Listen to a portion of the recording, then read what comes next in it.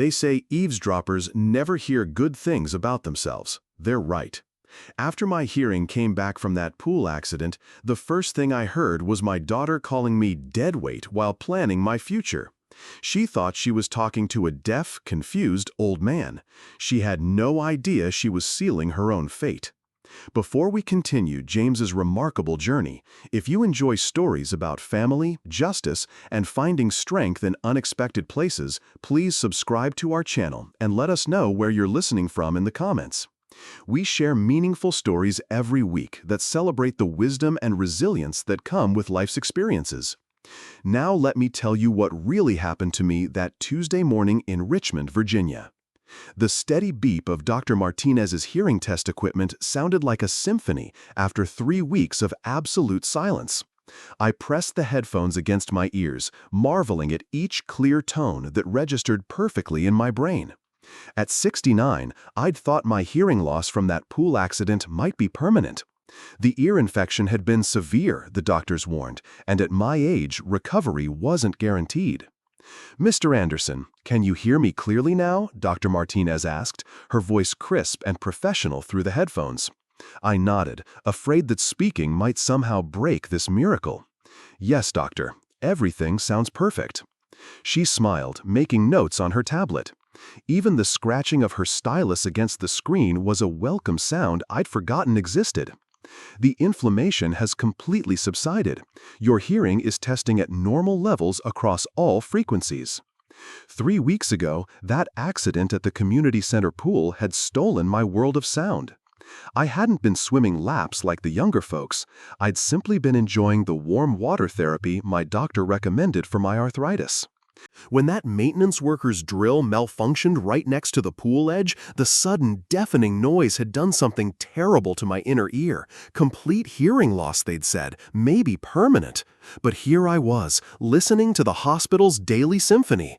Elevator chimes, footsteps in the corridor, distant conversations, the whoosh of automatic doors. Amanda would be so surprised. She'd been taking such good care of me these past weeks, moving back into the house to help while I recovered. My heart warmed thinking about her reaction when I walked through the front door and called out her name. "I need to call my daughter," I said, reaching for my phone. "She's been so worried." "Actually, let's complete the discharge process first," Dr. Martinez replied. "We want to make sure everything's properly documented for your Medicare records." I signed papers with hands that trembled slightly from excitement, barely reading the words. The pen scratched against paper, another forgotten sound. The nurse, Patricia, explained my follow-up appointments, but I was only half listening. I kept thinking about Amanda's face when I surprised her. Would she cry with joy? Would she hug me the way she used to when she was little? "Take it easy for the first few days," Patricia was saying. "Your brain needs time to readjust to processing all these sounds again." I thanked them both and walked toward the elevator, my footsteps echoing in the hallway. Each sound felt like a gift being unwrapped. My Honda Civic waited in the same spot where Amanda had dropped me off that morning. She'd insisted on driving me, worried about my ability to navigate Richmond traffic without hearing. Starting the engine, I nearly laughed at the familiar rumble. The radio came on automatically, some classic country station that reminded me of my late wife Dorothy's preferences. "Everything happens for a reason," I said aloud, repeating something Dorothy used to tell me during our hard times. My voice sounded strange in the car's enclosed space, but wonderfully clear.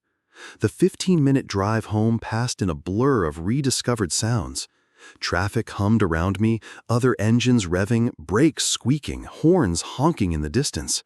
I'd forgotten how alive the world sounded. But as I pulled into my driveway and saw Amanda's car parked beside the walkway, I had no idea that the real test wasn't whether I could hear again. It was what I was about to discover when I stepped through my own front door. I pulled my keys from the ignition and sat for a moment, looking at the 2-story colonial house Dorothy and I had bought 32 years ago. The white shutters needed painting, and the front porch steps creaked more than they used to, but it was home. Amanda's silver Toyota sat in the driveway beside the walkway, just where she always parked when she visited. Walking up the front steps, I could hear voices from inside. Amanda and Tyler talking in what sounded like the kitchen. Perfect. I could surprise them both with my good news. I slipped my key into the lock as quietly as possible and eased the front door open, planning to call out triumphantly that I could hear again. But the voices from the kitchen stopped me cold. God, I can't wait until that old deadweight is finally out of this house. Amanda's voice carried clearly through the hallway, sharp with irritation I'd never heard before. I froze, my hand still on the doorknob. The words hit me harder than any physical blow ever could. Deadweight. My own daughter, talking about me like I was some unwanted burden.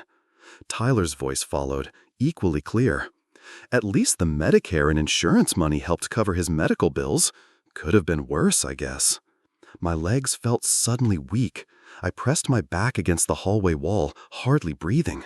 This had to be some kind of mistake. Maybe I'd misunderstood something. My hearing was just returning after all. But Amanda's next words cut through any hope of misunderstanding. I just want this whole nightmare over with.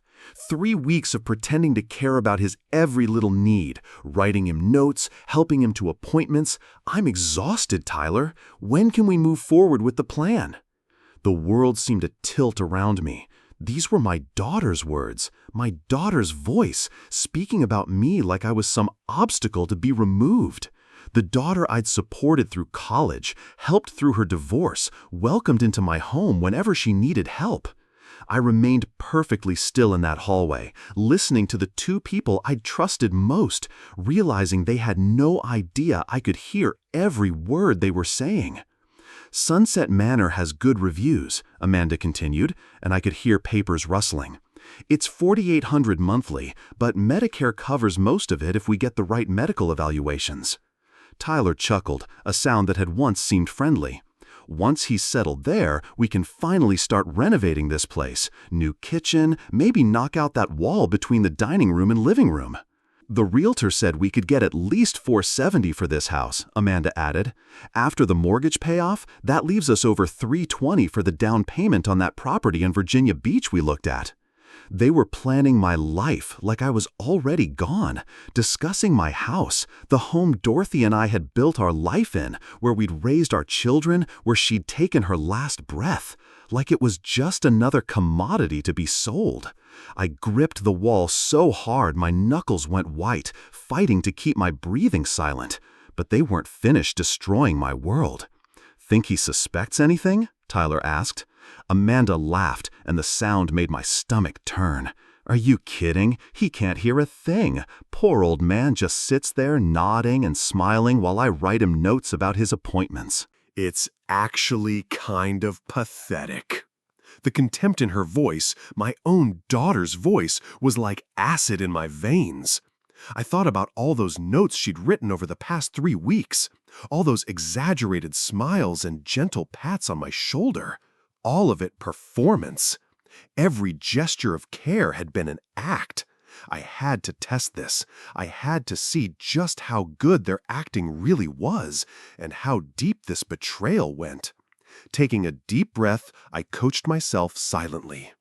Act confused. Act grateful. Watch their faces and see how well they can lie to someone they think can't catch them in the act. I walked into the kitchen, making sure my footsteps were slightly heavier than usual, like someone uncertain of their balance. Amanda and Tyler were sitting at the kitchen table, and their transformation was immediate and complete. "Dad!" Amanda jumped up, her face instantly flooding with what looked like genuine concern. She rushed over and took my arm gently, the same arm she'd probably been calculating the value of moments before. "How are you feeling? You look tired." The same voice that had called me deadweight 60 seconds ago now dripped with fake sweetness. I let myself lean into her touch, playing the part of the grateful, confused father. Tyler raised his voice unnecessarily, the way people do when they think someone can't hear properly. "Hey there, James! How did the appointment go?" I nodded and shrugged, then pointed to my ears with a questioning expression, the same gesture I'd been using for 3 weeks. Amanda immediately grabbed a notepad from the counter. She'd gotten quite good at this routine over the past few weeks. She wrote in large, clear letters, Doctor says hearing might return soon. That's wonderful news. I read the note, letting hope flood my expression, while inside I cataloged every detail of her performance. The way she widened her eyes to look excited, the way she squeezed my shoulder like she was sharing in my joy, the way Tyler nodded enthusiastically beside her, as if he cared about anything other than when I'd be out of his way. Tyler leaned forward and wrote his own note on the pad. Maybe we should start looking into care options for when you're feeling stronger. Just temporary, Amanda added quickly, writing below his words, until you're fully recovered, nothing permanent, just so you have help with medications and physical therapy. I nodded eagerly, like this sounded like wonderful news. Inside, I noted how smoothly they'd transitioned from discussing nursing homes for their convenience to presenting it as temporary medical care for my benefit. They'd thought this through carefully. "Are you hungry, Dad?" Amanda asked loudly, already moving toward the refrigerator. "I made that chicken soup you like." I smiled and nodded, watching her bustle around the kitchen with exaggerated care. Every gesture felt like swallowing poison, but I forced myself to maintain the performance. She heated the soup in the microwave, stirring it with the wooden spoon Dorothy had bought at a craft fair 20 years ago. The irony wasn't lost on me. Using my wife's kitchen tools to serve her lies. Tyler patted my back and wrote another note. "We're so glad you're okay, James. Amanda's been worried sick about you." Amanda looked up from the stove, her face arranged in loving concern. "I just want what's best for you, Dad. You know that, right?" I nodded vigorously and reached for the notepad. With shaking hands, some of it genuine emotion, some of it performance, I wrote, "Thank you both for taking such good care of me. I don't know what I'd do without you." Amanda's smile brightened as she read my words. She actually hugged me, pressing her cheek against mine. "We're family, Dad. That's what family does." For the next few minutes, I played my part perfectly. I pointed at things and looked confused when they responded verbally. I nodded gratefully when Amanda wrote down questions about whether I needed anything. I even managed what I hoped looked like a tired but contented smile when Tyler squeezed my hand and mouthed, "Everything will be okay." Every gesture felt like betrayal, but I forced myself to continue. I needed to know more. I needed to understand exactly what they had planned and how long I had before they tried to execute it. Finally, I pointed upstairs and wrote on the notepad, "Tired, going to rest." Amanda hugged me again, actually hugged me, and said loudly, "Of course, Dad. You rest as much as you need to." As I walked slowly toward the stairs, I heard Tyler's voice, much quieter now, but still perfectly clear to my restored hearing. He bought it completely. I climbed those stairs one deliberate step at a time, my hand gripping the banister to keep from shaking. When I reached my bedroom, I closed the door quietly and sat on the edge of the bed Dorothy and I had shared for 30 years. The house felt different now. The walls that had always meant safety and family now felt like a trap. The framed photo on my nightstand showed Amanda at her college graduation, her arm around my shoulders, both of us grinning at the camera. That girl was gone, if she'd ever really existed at all. I picked up the frame with trembling fingers, remembering that day 12 years ago. "I couldn't have done this without you, Dad," she'd whispered after the ceremony, tears in her eyes. "I'll never forget how much you sacrificed for me." Sacrificed. The word tasted bitter now. I walked to my study and pulled out the filing cabinet where I kept our family's financial records. What I found made my chest tight with pain and anger. Amanda's college expenses, $47,000 in tuition payments I'd made directly to the school when her student loans weren't enough. I remembered cashing out part of my retirement fund, working double shifts at the hardware store to rebuild what I'd lost. Her wedding costs, $23,000. The reception at the country club, the photographer, the flowers. Everything had to be perfect, she'd said. "Mom would have wanted everything beautiful, Dad." I'd written those checks without hesitation, even though Dorothy had been gone only 2 years, and the grief was still raw. The down payment for their first house, $18,000. Amanda crying in this very kitchen, 28 years old and terrified. "Dad, we can't qualify for the mortgage without help. Please, we'll pay you back." They never did pay me back, not a single dollar. But here was something else that made my hands shake with rage. Dorothy's medical bills from those final 6 months. $89,000 in treatments that insurance hadn't covered. Bills I'd paid alone while Amanda found excuses to stay away. "I can't handle seeing her like this, Dad," Amanda had said during one of her rare visits. "It's too hard for me. You understand, don't you?" I'd understood then. I'd made excuses for her, told myself that grief affected people differently. But now I saw the truth. Amanda had been avoiding the hard parts of life even then, leaving me to handle the difficult, expensive, heartbreaking responsibilities alone. From downstairs, I could hear their voices continuing in the kitchen, probably feeling safe now that they thought I was napping upstairs. I moved carefully to the heating vent near my bedroom door. An old house had excellent acoustics, and I'd helped design some of the renovations myself 20 years ago.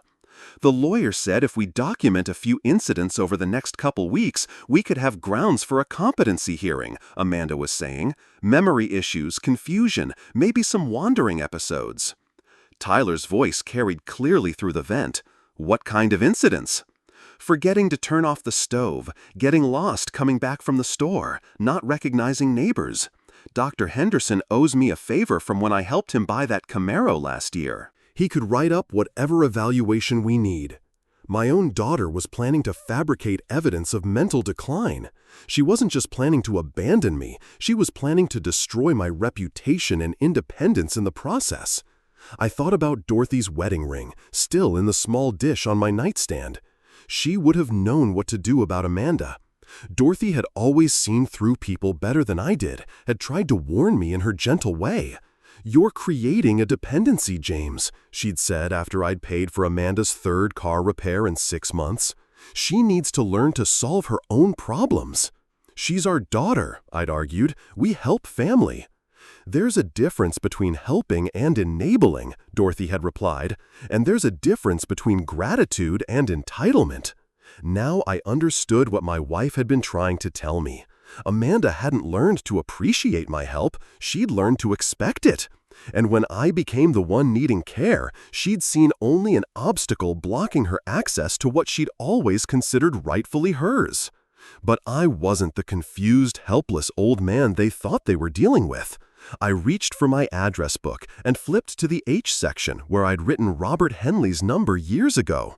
Some conversations couldn't wait for business hours. Bob had been our family lawyer for over 15 years, handling Dorothy's estate and encouraging me to update my own will. Today, I was finally ready to take his advice. My cell phone was in the nightstand drawer, a phone Amanda didn't even know I had, thinking I couldn't manage modern technology. I dialed Bob's home number, my hands steadier than they'd been all day. "Hello?" His voice was cautious, probably wondering who was calling at 7 in the evening.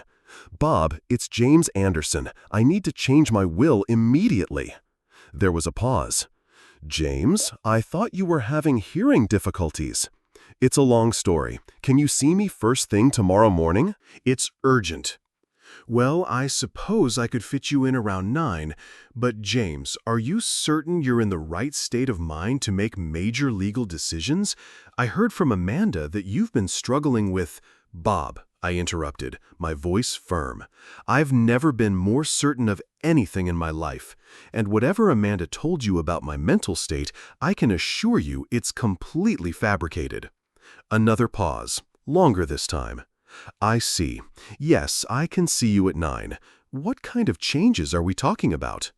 "I want to change the primary beneficiary. Everything goes to Stephen now. The house, the savings, the investments, all of it. Amanda gets $1,000 with a note that she'll understand the reason." Bob's sharp intake of breath was audible through the phone. "James, that's quite a dramatic change from your current will. Are you absolutely certain? This would disinherit Amanda almost entirely." "She disinherited herself, Bob. I'll explain everything tomorrow." "Very well, I'll prepare the paperwork tonight. You'll need witnesses for the signing. And, James, I have to ask, have you discussed this with either of your children?" "Stephen doesn't know yet, but he will soon. As for Amanda, I paused, thinking about her voice calling me deadweight. She made her feelings about me very clear today. After we hung up, I sat in the quiet of my bedroom, feeling something I hadn't experienced in years: complete control over my own life. For too long, I'd let Amanda manipulate me with guilt and fake concern. For too long, I'd confused her greed with love. From downstairs, I could still hear their voices, probably planning more details of my supposed incompetence.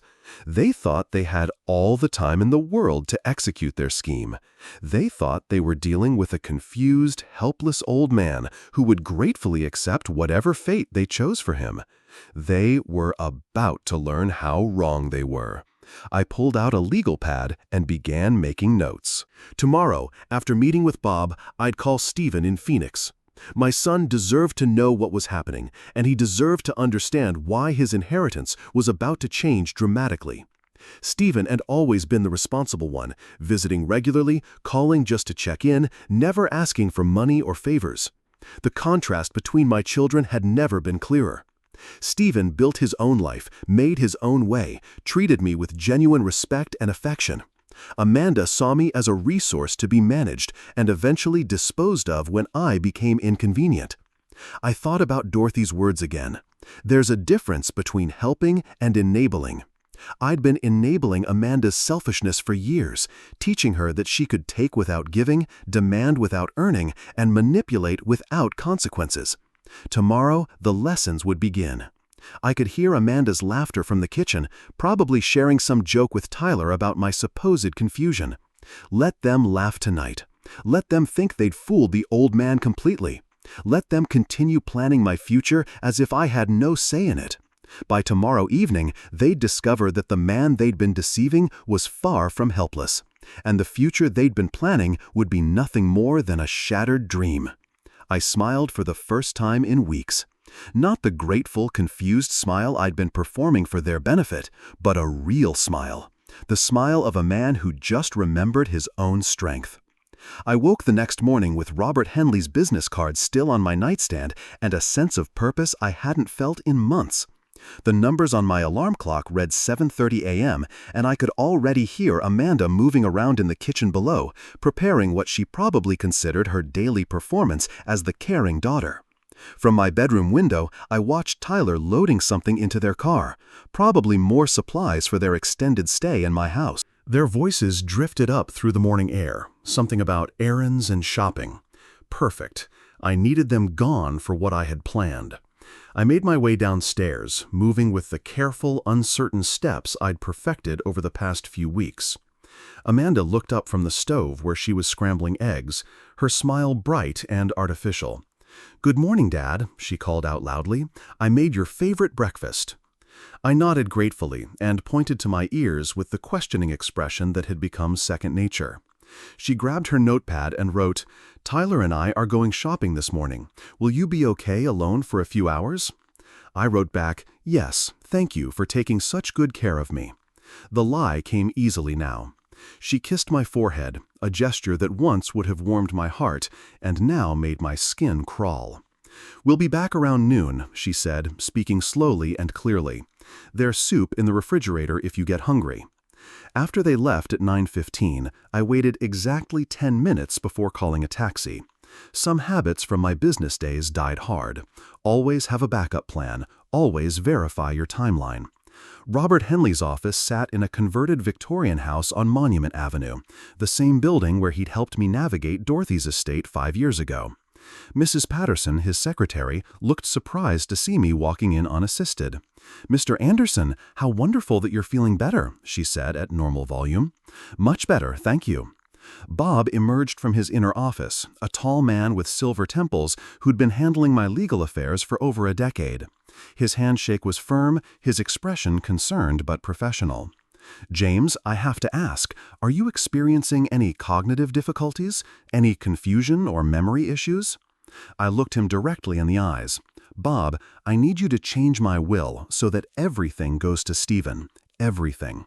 The house, the savings, the investments, all of it." Amanda gets exactly $1,000 with a note that says, "For reasons she will understand."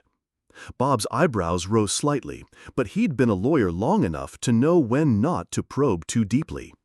"This is quite a dramatic change from your current will. Are you absolutely certain?" "I've never been more certain of anything." For the next hour, we worked through the details.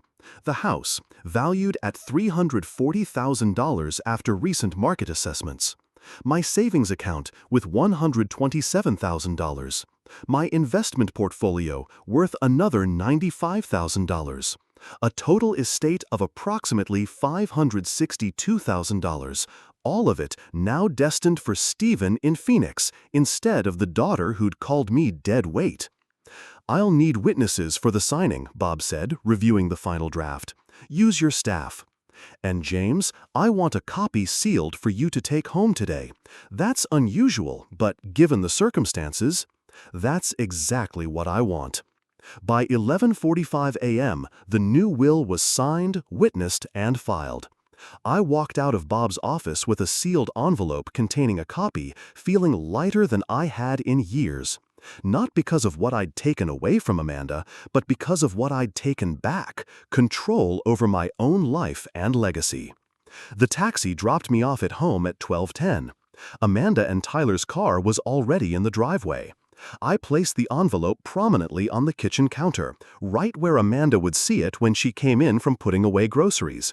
Then positioned myself in the living room with the newspaper, where I could hear everything that happened in the kitchen. At 12:20, I heard their car doors slam. This was going to be interesting.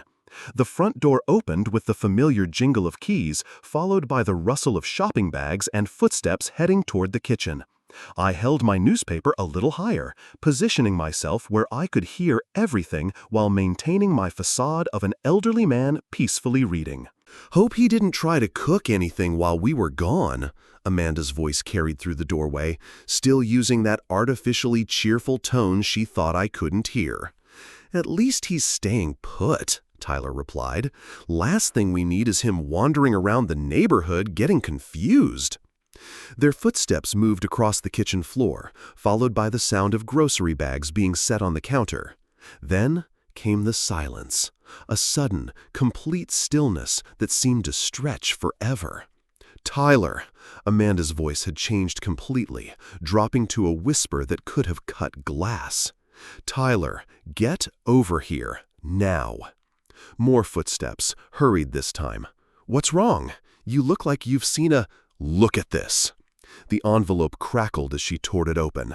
"Look at this, right now." Papers rustled frantically. I held my breath, straining to catch every word while maintaining my sleeping pose behind the newspaper. "What the hell?" Tyler's voice was sharp with alarm. "When did he do this?" Amanda read aloud, her voice shaking with rage.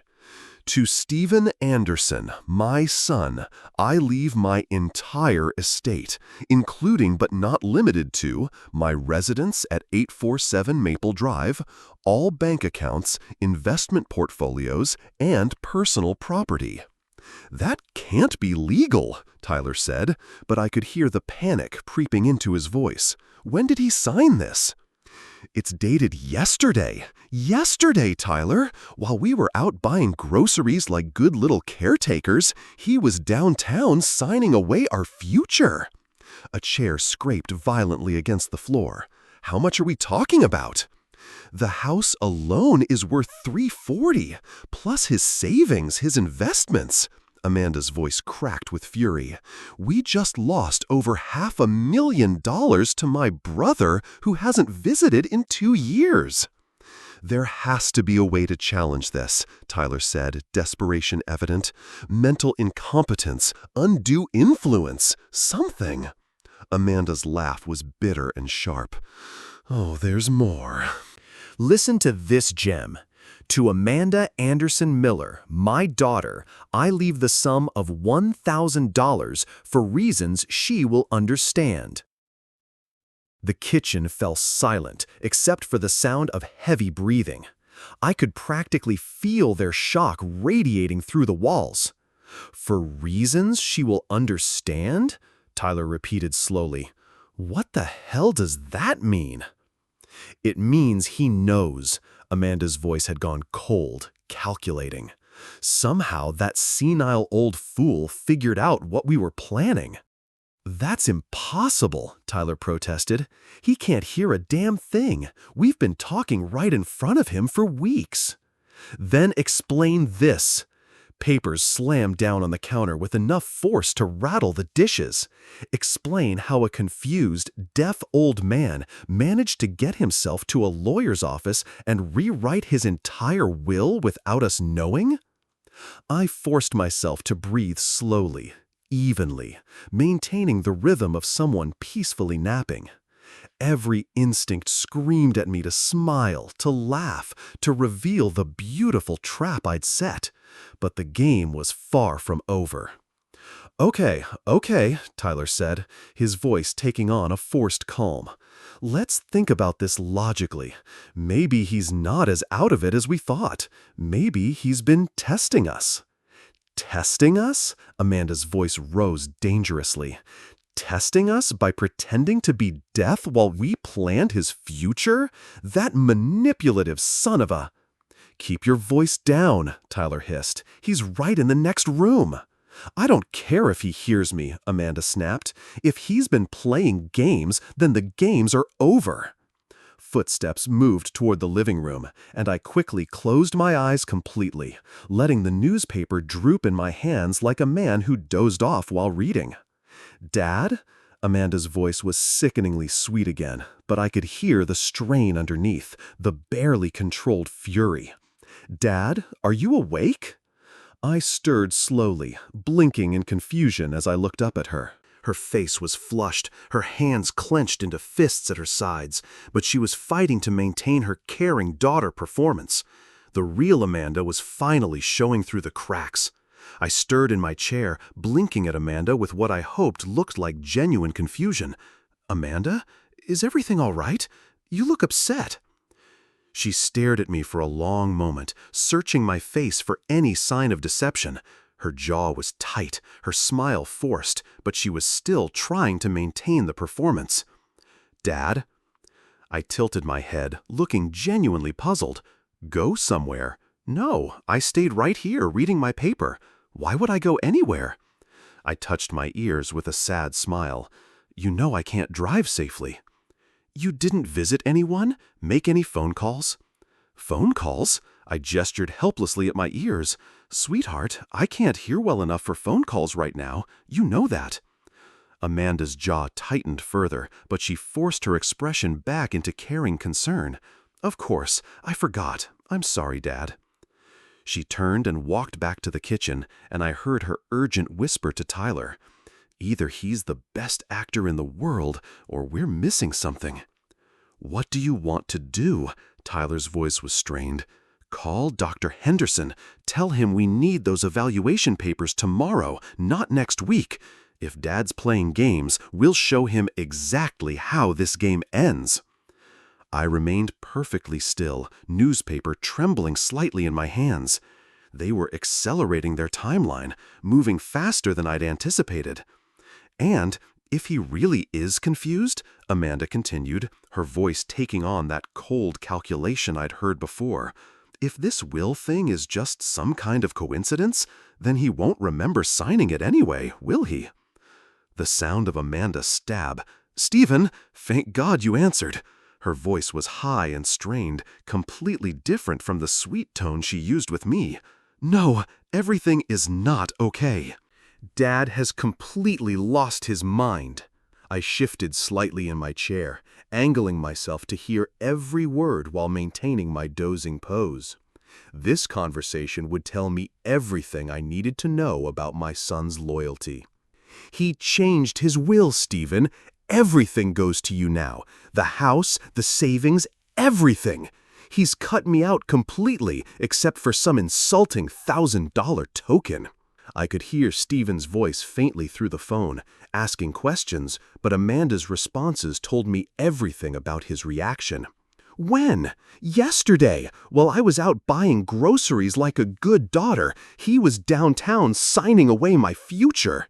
Amanda's voice cracked with what sounded like genuine tears.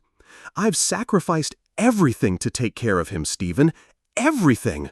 I moved in here, gave up my own life, and this is how he repays me." She was good. I had to give her that. If I hadn't heard her true feelings with my own ears, I might have believed the performance myself.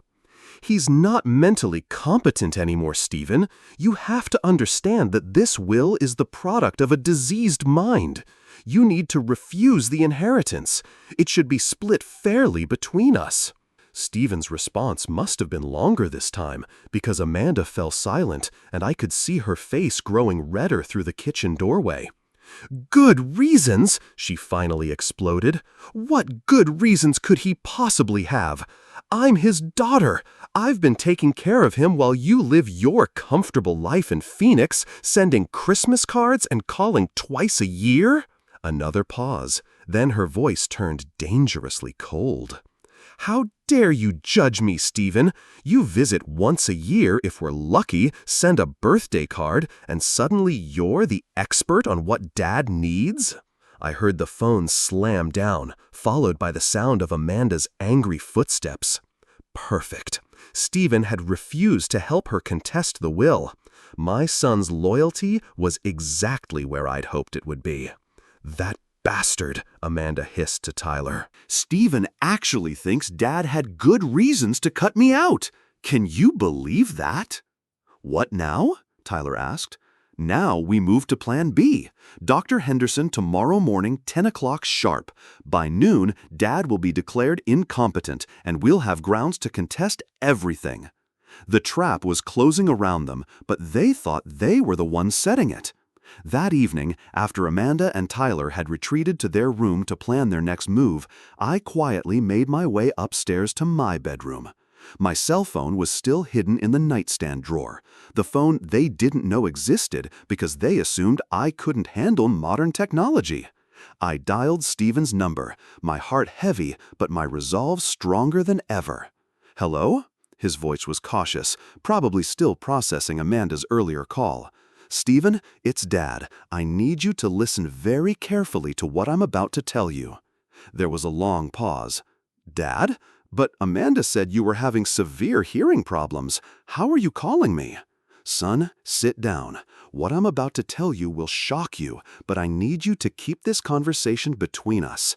I took a deep breath.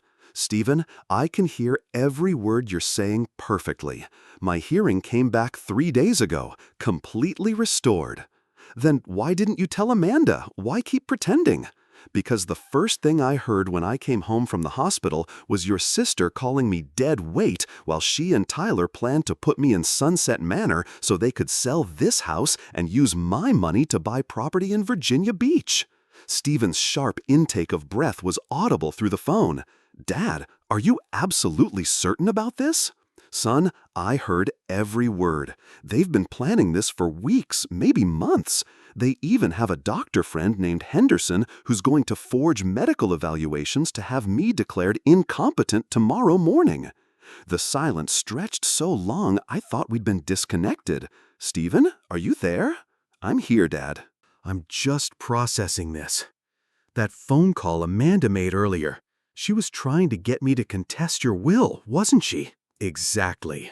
She wanted you to think I was losing my mind, so you'd voluntarily give up what I chose to leave you. But you stood by me, didn't you?" "Of course I did. Dad, I'm so sorry. I should have seen this coming. I should have visited more often, paid closer attention. You have your own family, son. I understood that. But now I need your help. They're moving faster than I expected. Amanda called Dr. Henderson tonight. They're planning the fake evaluation for 10 o'clock tomorrow morning. What do you need me to do? Should I drive down there? I can leave Phoenix first thing in the morning." "Not yet. When Amanda calls you again, and she will, I want you to play along. Tell her you're concerned about my mental state. Maybe suggest you're thinking of flying out this weekend to see for yourself. You want me to lie to her? I want you to give her enough rope to hang herself with. She's desperate now, Stephen. Desperate people make mistakes. From downstairs came the sound of Amanda and Tyler's voices, probably discussing their strategy for tomorrow. I pressed the phone closer to my ear. Hold on, Stephen. They're planning something. I could hear Amanda's voice carrying up through the heating vent. Dr. Henderson confirmed 10 o'clock tomorrow morning. He'll do the evaluation here at the house. Tyler responded. What if the old man refuses to cooperate? He won't have a choice, Amanda said coldly. Henderson will say he's displaying signs of dementia, confusion, memory loss, inability to make rational decisions. With the will change as evidence of mental instability, we'll have grounds for a competency hearing. I returned to the phone, my voice grim. Stephen, did you hear any of that? Enough. Dad, they're planning to have you declared incompetent tomorrow morning. We can't let that happen. We won't. But I have a plan. When Amanda calls you tomorrow, probably right after the evaluation, I want you to sound worried about me. Tell her you think a medical assessment might be necessary. Make her think you're coming around to her way of thinking. Dad, I don't like deceiving family. Son, she stopped being family the moment she decided to steal my independence and sell the home where your mother died. She's counting on your decency to help her commit fraud. Stephen was quiet for a moment. You're right. What else do you need me to do? Keep playing the concerned brother until I give you the signal. And Stephen, document everything she tells you. Every lie, every manipulation. We might need it later. What are you planning, Dad? I looked around my bedroom. Dorothy's jewelry box on the dresser, our wedding photo on the nightstand, the life we'd built together in this house that Amanda wanted to sell. I'm planning to remind your sister exactly who she's been underestimating. I woke before dawn that Thursday morning with a clarity of purpose I hadn't felt in years. Today would be the day Amanda and Tyler learned exactly who they'd been trying to manipulate. But first, I had work to do. From my bedroom window, I watched Amanda and Tyler loading their car with what looked like paperwork and a small overnight bag. They were dressed more formally than usual. Amanda in a navy blazer, Tyler in a button-down shirt. Costumes for their performance with Dr. Henderson, no doubt. We'll be back around 11:30, Amanda called toward the house in that artificially loud voice. Dr. Henderson will be here at noon to you, Dad. Just a routine wellness visit. I remained at the window until their car disappeared around the corner. Then I allowed myself a smile. 3 hours.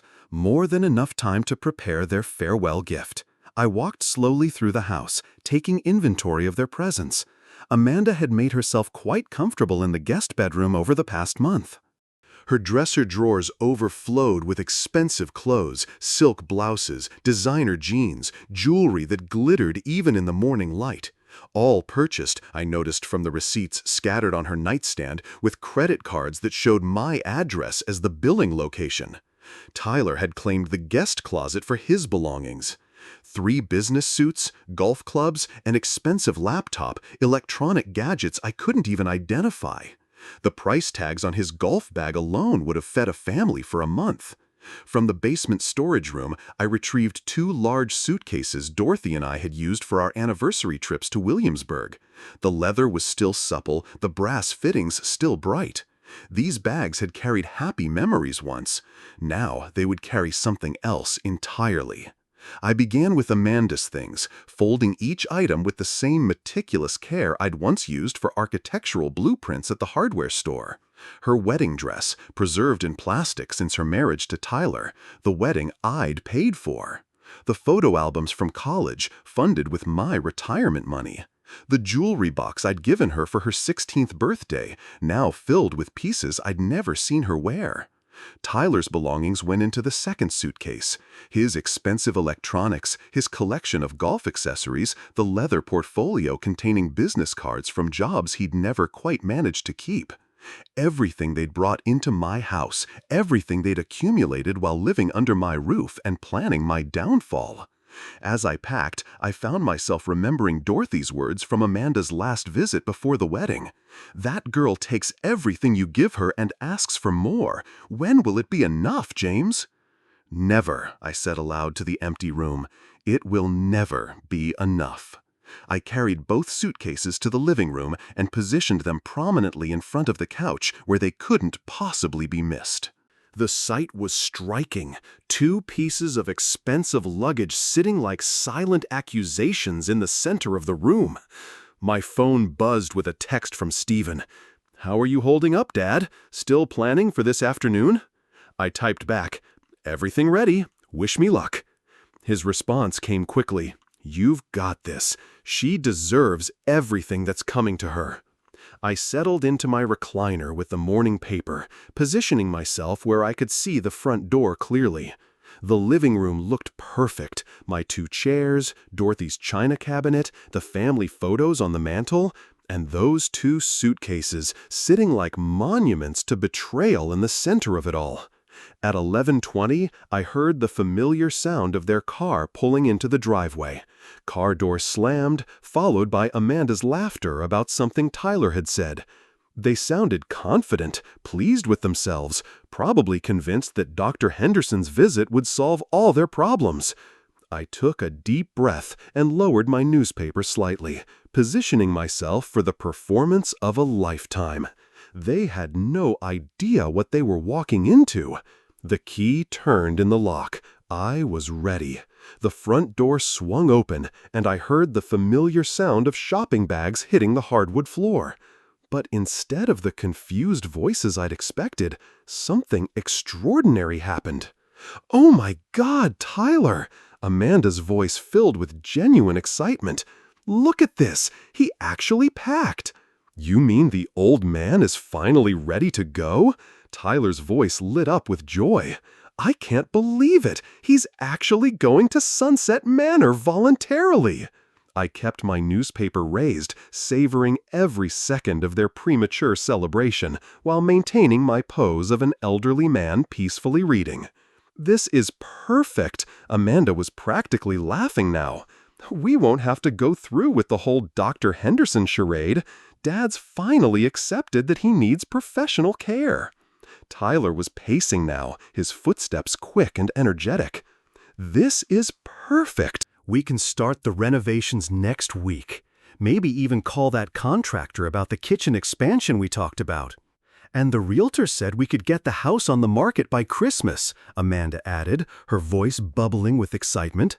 "Tyler, we're finally going to be free of this burden. We can start our new life in Virginia Beach."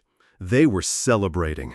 Actually celebrating what they thought was my surrender, my defeat, my willingness to disappear quietly from my own life. Every cruel word confirmed exactly who they really were beneath their caring facades. "I should call Sunset Manor and confirm his admission," Amanda said. "They'll probably want to do the intake tomorrow morning." "And I'll start measuring the kitchen," Tyler replied. "We can knock out that wall between here and the dining room just like we planned." I slowly lowered my newspaper and looked directly at them, my voice perfectly clear and perfectly calm. "No, sweetheart, you are leaving my house." The silence that followed was deafening. Amanda's face went white as paper, the excited smile freezing on her lips before crumbling into an expression of pure horror. "Dad, did you hear me?" Her voice was barely a whisper. Tyler stepped backward toward the door, his eyes wide with the dawning realization of what my clear speech meant. "James, how long have you been able to hear?" I stood slowly from my chair, my joints feeling stronger than they had in years. "Every single word since I got home from the hospital 4 days ago." Amanda's hand flew to her mouth. "You heard everything we said?" Every conversation about me being dead weight. Every discussion about selling my house. Every plan to have me declared incompetent so you could steal my life. My voice remained steady, controlled. Every word. Tyler's face had gone from pale to red. "James, we were just frustrated. We didn't mean—" "You meant every word," I cut him off. "I know exactly who you are now, Tyler. Both of you." Amanda's eyes filled with tears, but I could see the calculation behind them, the desperate search for a way to salvage the situation. "Dad, we can explain. We were just worried about you. We thought you needed more care than we could provide." "You calculated my net worth like it was already yours," I said, my voice steady and cold. "You planned to have me declared mentally incompetent using forged medical evaluations. You discussed my house, the home where your mother died, like it was just another commodity to be sold."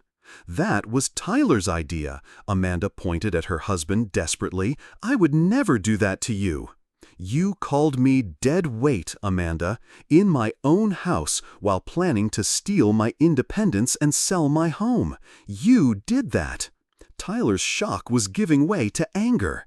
"You can't just throw us out. We have nowhere to go. We gave up our apartment to take care of you."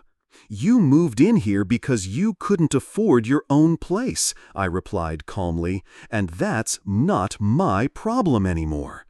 Amanda dropped to her knees beside my chair, grabbing my arm with both hands. "Please, Dad, I'm your daughter. I made a mistake, but I love you." I looked down at her, this woman who had taken everything I'd given her and still wanted more, who had planned to destroy my dignity and independence for money. "If you loved me, Amanda, you wouldn't have called me dead weight. You wouldn't have planned to have me declared crazy. You wouldn't have celebrated what you thought was my defeat." I pointed to the suitcases. "You have everything you brought into my house. That's more than you deserve." Amanda's composure shattered completely. Tears streamed down her face as she clutched at my arm with both hands, her voice breaking with what might have sounded like genuine emotion to someone who hadn't heard her celebrating my supposed defeat minutes earlier. "Dad, you're breaking my heart. I'm your little girl." "I'm your daughter." Her voice cracked with desperation. "Please don't do this to me. Mom would be devastated to see you treating your own daughter this way." That was too much. I looked down at her with eyes as cold as winter frost. "Your mother warned me about your selfishness before she died, Amanda. She said, 'Watch out for Amanda. She only comes around when she needs something.'" Amanda's tear-streaked face went pale. "She never said that. You're making it up. She said it after you asked me for $5,000 to pay for your anniversary cruise while she was in hospice care, fighting for her life." The memory was crystal clear, painful but necessary. "You wanted vacation money while your mother was dying." "That's not... I never..." Amanda's voice faltered as the memory hit her. She had asked for that money, and we both knew it. Tyler stepped forward, trying a different approach. His face was red with frustration and barely contained anger. "Look, James, we all made mistakes here, but we're family. We can work this out. We can fix this." Amanda seized on his words, her tears switching off like a faucet. "Yes, Dad, we can fix this. I'll take better care of you. We'll cancel everything with Dr. Henderson. We'll be completely different." "You showed me exactly who you really are," I replied steadily. "And I believe you. But people don't change overnight, Amanda. You've been taking from me for years, and I've been enabling it because I confused generosity with love." "But people can change." Amanda's voice climbed toward hysteria. "Give us another chance, please." Tyler's attempt at reasonableness was cracking. His face was growing redder as his voice rose. "You can't just throw us out like garbage, James. We have legal rights here. We've been living here for a month." "Actually, Tyler, you have zero legal rights to my house. You're not tenants. You're not family members with any claim. You're house guests who have worn out their welcome." "We'll contest the will." Tyler jabbed his finger at me, his mask of respectability completely gone. "We'll prove you're mentally incompetent. No sane person would disinherit their own daughter." I smiled calmly. "Good luck with that. My lawyer has detailed records of all our conversations about your plans. The recordings will make interesting evidence in court." The blood drained from Tyler's face. "What recordings? You can't record private conversations without consent." Of course, there were no recordings, but the psychological effect was immediate and devastating. Amanda's eyes went wide with terror. "Dad, please, we were just stressed. We didn't mean any of it. We were scared and said stupid things." "You meant every word. You calculated my net worth down to the last dollar. You planned my future like I was already dead." I stood up from my chair, feeling stronger and more in control than I had in years. "You discussed selling the home where your mother died like it was just another commodity."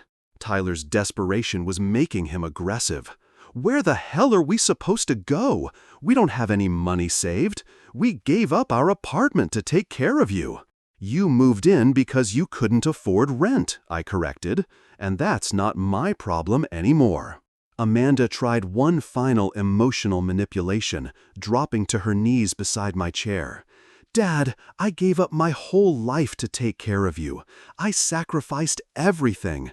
I loved Mom just as much as you did. You missed your mother's funeral planning because Tyler had a work party in Norfolk. You told me it was a big opportunity that Mom would have wanted him to attend." Amanda's mouth opened and closed soundlessly. "You visited her twice during her final month in hospice. Twice. I was there every day, watching her ask where her daughter was." "I couldn't handle seeing her like that," Amanda whispered. But you could handle planning to put me in a nursing home so you could sell the house where she died." Something in Amanda's face hardened.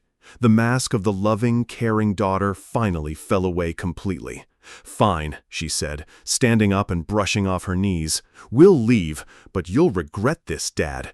You'll be all alone, and when you need help, we won't be there." I looked at her, really looked at her, and saw a stranger wearing my daughter's face. "I've been alone for 4 years, Amanda. At least now I won't have to pretend I'm not." Tyler grabbed one of the suitcases with more force than necessary. His face twisted with resentment. "This is insane, James. You're throwing away your own family over some misunderstood conversations." "There was nothing misunderstood about calling me deadweight or planning to forge medical documents," I replied calmly, watching them both struggle with their belongings. Amanda picked up the second suitcase, her face a mask of cold fury. The caring daughter performance was completely gone now, replaced by someone I barely recognized. "You'll see, Dad. You'll see what it's like to be really alone. When you fall and can't get up, when you need help with groceries, when you're scared in the middle of the night, we won't be there." "Good," I said simply. "I'd rather be alone than surrounded by people who see me as nothing more than an obstacle to their inheritance." They moved toward the front door, their expensive belongings weighing them down like anchors. Tyler had to rearrange the suitcase contents twice, cursing under his breath each time something wouldn't fit properly. At the threshold, Amanda turned back one last time, her eyes filled with a mixture of rage and something that might have been genuine hurt. "If you change your mind, if you realize you've made a terrible mistake, don't call me. I'm done pretending to care about an ungrateful old man who chose a son who lives 1,000 miles away over the daughter who sacrificed everything for him." "You didn't sacrifice anything for me, Amanda. You invested time and fake concern hoping for a payout that would never come. There's a difference." Tyler shook his head in disgust. "Come on, Amanda. Let's get out of here. He's not worth our time anymore." "You're right," Amanda said, her voice cold as ice. "He's not worth anything anymore. Enjoy your empty house, Dad. Enjoy eating alone, sleeping alone, and dying alone, because that's exactly what's going to happen." The door slammed behind them with a finality that echoed through the house like a bell. I stood at the living room window, watching them struggle to fit their suitcases into their Ford Escape. Tyler had to rearrange bags 3 times, his frustration evident in every movement. Amanda sat in the passenger seat, staring straight ahead, her face a mask of cold fury. Finally, the car doors slammed shut. The engine turned over, and they pulled out of my driveway for the last time. I watched until their taillights disappeared around the corner, then continued watching the empty street for several more minutes. The silence that followed was unlike anything I'd experienced in years. Not the oppressive quiet of deafness, not the tense atmosphere of hidden hostility, but genuine peace. The house seemed to exhale around me, releasing 4 weeks of accumulated stress and deception. I walked through each room slowly, noting the absence of their belongings. Amanda's expensive moisturizers were gone from the bathroom counter. Tyler's golf magazines no longer cluttered the coffee table. The guest bedroom looked spacious and clean without their clothes scattered across every surface. In the kitchen, I found the notepad Amanda had used to communicate with me during my supposed deafness. Page after page of lies written in her careful handwriting. Doctor says you're improving. We're so proud of your progress. Tyler and I are here for whatever you need. Every word a performance. Every gesture calculated. I tore the pages from the notepad and dropped them in the trash, then walked to my recliner in my living room, in my house, and experienced something I hadn't felt since Dorothy's death: complete contentment. No one was plotting against me. No one was calculating my worth or planning my future without my consent. I was alone, but I was free. The difference was everything. My cell phone buzzed with a text from Stephen. "How did it go, Dad? Are you okay?" I typed back, "It's over. They're gone. I'm free." His response came quickly. "I'm proud of you. Mom would be proud too." I smiled, looking around my quiet, peaceful home. For the first time in years, I felt truly at peace. As evening settled over Richmond, I sat in my study with a cup of coffee and began making a list on a fresh legal pad. Not a list of grievances or evidence, but a list of possibilities. For the first time in years, I was planning a future instead of just enduring the present. Call the bank to remove Amanda as emergency contact. Update my medical directives to reflect my true wishes, not what someone else thought was convenient. Schedule lunch with old friends from the hardware store I'd neglected during Amanda's month-long residency. Plan a trip to Phoenix to visit Stephen and meet my grandchildren properly, not as a burden to be managed, but as a grandfather eager to be part of their lives. I thought about Dorothy's wisdom, how she'd tried to warn me about enabling Amanda's selfishness. "Some people see kindness as weakness, James," she used to tell me during our early years together. "But they're wrong. Kindness is strength. And when you finally stop giving it to people who don't deserve it, that's wisdom." I'd finally learned the difference between helping and enabling, between love and manipulation. Amanda had confused my generosity with weakness, my care with obligation. She'd taken my kindness for granted so long that she'd forgotten it was a choice, not a right. The house felt different now, not empty, but clean, like a weight had been lifted from every room. I walked through the spaces Amanda and Tyler had occupied, seeing them with fresh eyes. The guest bedroom could become a proper office where I could manage my finances and correspondence. The bathroom they'd cluttered could return to being a peaceful space for morning routines. In the kitchen, I prepared a simple dinner for myself, scrambled eggs and toast, and ate it at the table while watching the sunset through the window. No one complained about the food or made sarcastic comments about my cooking. No one calculated the cost of my meal or speculated about when I'd be too old to care for myself. My phone rang, and Stephen's name appeared on the screen. "Dad, I've been thinking about what happened today. Are you really okay? I mean, really okay?" "Son, I feel lighter than I have in years.